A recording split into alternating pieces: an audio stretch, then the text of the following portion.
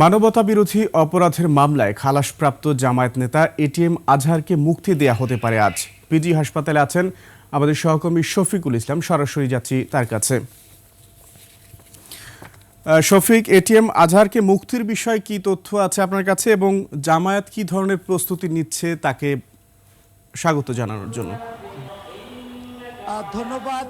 জামাত নেতা এটিএম আজহারুল ইসলামের মুক্তি হয়তোবা আর কিছুক্ষণের মধ্যেই হতে যাচ্ছে পিজি হাসপাতাল থেকে, এবং তার মুক্তি উপলক্ষে এই রাজধানীর শাহবাগ চত্বরে মঞ্চ তৈরি করেছে জামায়াত ইসলামী। তারা 4টি ট্রাকের উপর মঞ্চ তৈরি করেছেন। এই মঞ্চে তিনি মুক্তির পর আসবেন এবং এখানে বক্তব্য দেওয়ার কথা রয়েছে।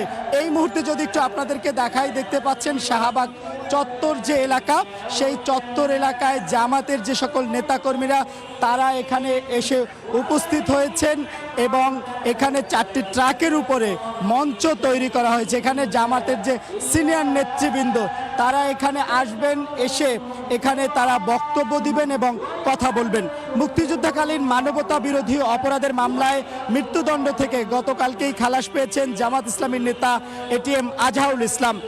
তিনি কিন্তু দীর্ঘদিন ধরে পিজি হাসপাতালের পিজন সেলে চিকিৎসাধীন রয়েছেন এবং সেখান থেকেই আজকে মূলত তিনি মুক্তি পাচ্ছেন এবং তার এই মুক্তি উপলক্ষে কিন্তু চারদিকে বিভিন্ন আয়োজন করা হয়েছে, বিভিন্ন কার্যক্রম চলছে এবং সেই কার্যক্রমের মধ্যে যে বিষয়গুলো আমরা দেখছি যে জামাত নেতারা তারা এই শাহবাগে এসেছেন এবং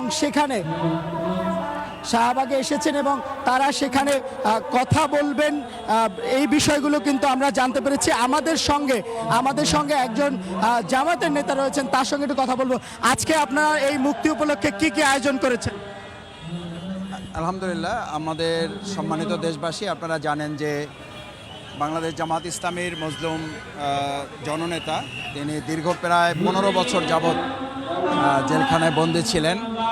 আলহামদুলিল্লাহ, দেশবাসীর দোয়া এবং সার্বিক সহযোগিতা, আল্লাহর একান্ত মেহেরবানিতে তিনি ইতিমধ্যে উচ্চ আদালত থেকে সম্পূর্ণ নির্দোষ এবং বেকসুর খালাস পেয়েছেন। আমরা যতটুকু জেনেছি যে গতকালকেই তার রায়ের কপি জেলখানায় পৌঁছেছে। আজকে তিনি পিজি হাসপাতাল থেকে যে কোনো সময় মুক্তি পাবেন এবং তার মুক্তি উপলক্ষে মূলত এখানে আমরা একেবারেই সংক্ষিপ্ত সমাবেশ হবে অল্প সময়ের জন্য।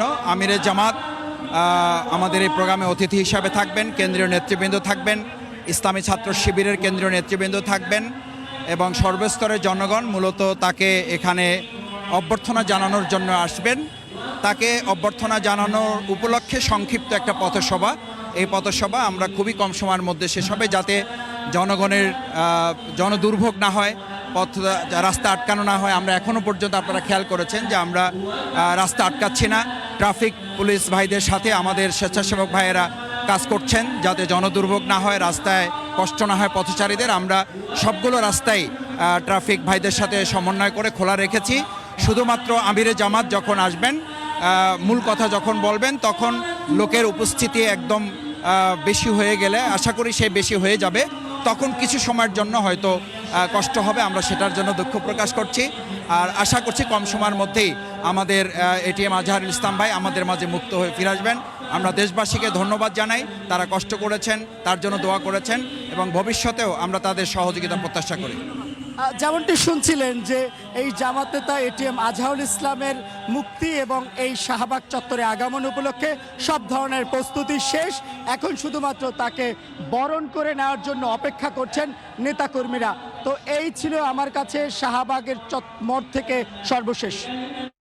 আপনাকে ধন্যবাদ। দর্শক, শাহবাগ থেকে আমাদের সহকর্মী শফিকুল জানাচ্ছিলেন জামায়াত নেতা এটিএম আজহারুল ইসলামের মুক্তির বিষয়ে জামায়াতের প্রস্তুতির কথা।